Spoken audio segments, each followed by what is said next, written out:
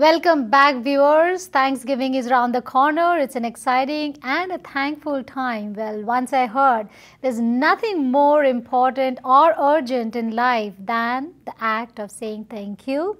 We thank you for joining us today. We thank you for all your support. We love your comments, feedback, everything that you send our way, even the criticism, because that's what makes us grow, get better with time. We have with us Jessie on our Ekonkar segment and talking about gratitude. We are so forgetting to be thankful most of the time.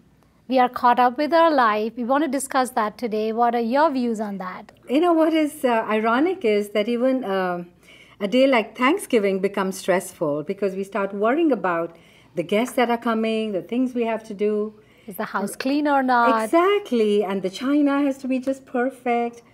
And really, sometimes it's very important to just relax and be grateful. Be grateful for what we have. I feel that there is so much to be grateful for. And not just on Thanksgiving Day, but just about every day of your life. You know, if one could be just project that gratitude. There are so many obstacles. Life is a roller coaster. So if you're going down, you're going up again. Right. This too shall pass. That's something I learned from my father. He would always say, don't worry, this too shall pass. Giving an example from Steve Jobs' life, because it's so current in my mind, because, you know, we lost an iconic figure. He said that he was thrown out of Apple. He was fired. And it was a public firing. I mean, imagine the rejection he went through. But something wonderful happened. He started Pixar. And a Toy Story came out of that. So, I mean, such momentous things may not happen for all of us, but something good will come of it. Like Steve Jobs says that he attended a class of calligraphy when he dropped out of college. So, if we can just look around and see what are the opportunities. There's always a silver lining.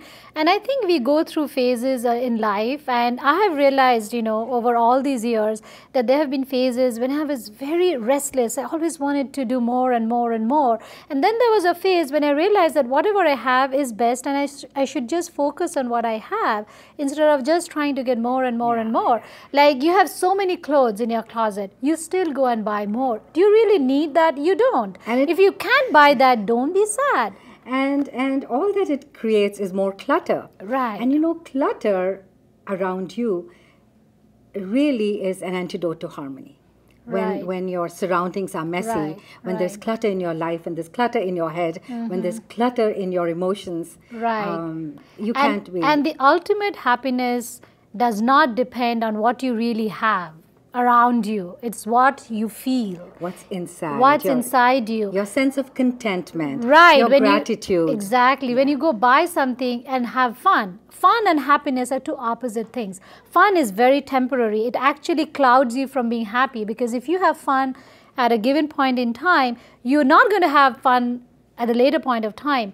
That has nothing to do with happiness. Happiness is something that you have constantly, a sense of contentment. It's about living in equipoise. Right. And a lot of times when we're not, it's human nature, Ena. It's human nature to be discontent. It's human nature to be looking at people who have more. I think it's a wonderful exercise to start making a list of what you have to be grateful for. Right. And sometimes you have to stop yourself. Right. The mind is so powerful that if it's spiraling down and you notice that you're spiraling down, you want to say, okay, stop. Right. You know, don't do that to yourself. You had a story you once shared with me. I wanted you to tell our viewers that story about the restaurant and Yeah. So this was a few years ago. It was actually several years ago. We were in India, and just before we went, my son, who was about 9 years old at the time, he wanted to get those shoes that light up when you walk. So we got him that pair, and you know, those shoes were so much in demand that there was a bit of a kind of waiting in line to get them. So anyway, we got those shoes, and we were in India, and he was very excited. And we happened to go to this restaurant, and there was a young boy there, about the same age as my son, perhaps a couple of years older. He was selling the evening newspaper, and he wasn't wearing shoes. And my son had never seen anyone without shoes. He had never seen anyone without shoes. And he couldn't focus on the dinner that we were having. He kept saying, but Mom, he doesn't have shoes. And I said, I know, darling. I mean, he can't afford them. I said, no, I guess not. So as we were leaving, he said, I want to give him my shoes. Oh, And I'm like, are you sure? He says, yeah. I said, you won't be able to get that them totally until... brings tears to my Yeah, eyes. that you won't be At able to- age 9. And I said, well, we'll have to wait until we go back to get these shoes. He says, okay, I'll get some other pair. So, but this is what's interesting. Not just that my son wanted to give him those shoes, but when we went up to that kid and we offered him Anad's shoes, this kid didn't want them. He said that he wasn't a beggar, 1. 2, he said he had little siblings, and if he wore shoes, they wouldn't have any. And then he told us that his father had polio and he couldn't walk. And he said, I am so lucky that Oh, I it can got walk. tears in my eyes. He said, I'm so lucky that I can walk. I have strong feet. Oh. And that 11-year-old was so grateful that he had a healthy body, that he could sell newspapers, evening newspapers, and make enough money for his family and feed his little brothers and sisters, milk or food or whatever. Oh. And this brings me to something else that one often sees in India. Those labor that break stones.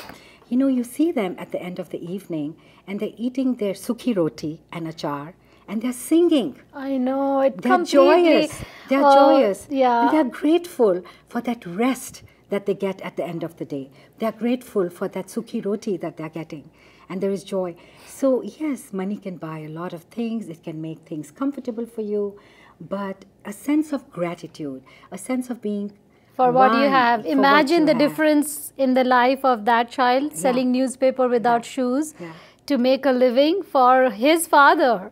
And imagine Who our had lives over polio. here. We have so much to be thankful So for much to be the grateful life for. that we I have. attended a seminar some time ago, and there the instructor told us to enjoy the taste of a grape and see how the juice runs and how sweet it is and how we savor every morsel of it.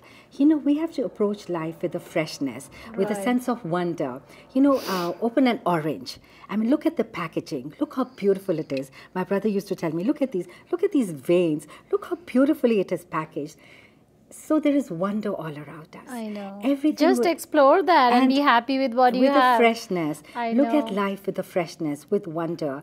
Make a list of what you are grateful for. Your family, your friends, your life, your body. Women particularly are so ungrateful. Oh, we are fat, we are I not know. tall, we are short. And then Exactly. you look at your pictures from like 10 years ago and you go, oh my gosh, I was not so bad looking. Well, on that note, thank you so much for joining us today and Thank telling you. us the Thank story you. about the little child. We all have to think about that little child when we complain about what we don't have in life. We have enough. It's not about acquiring that one thing that you don't have. Just be happy with what you have and spread that word of happiness and gratitude around you, and you'll find a different world for yourself. Thank you so much. Thank you you. so much, viewers, for joining us today. We'll see you next week, same time, same place.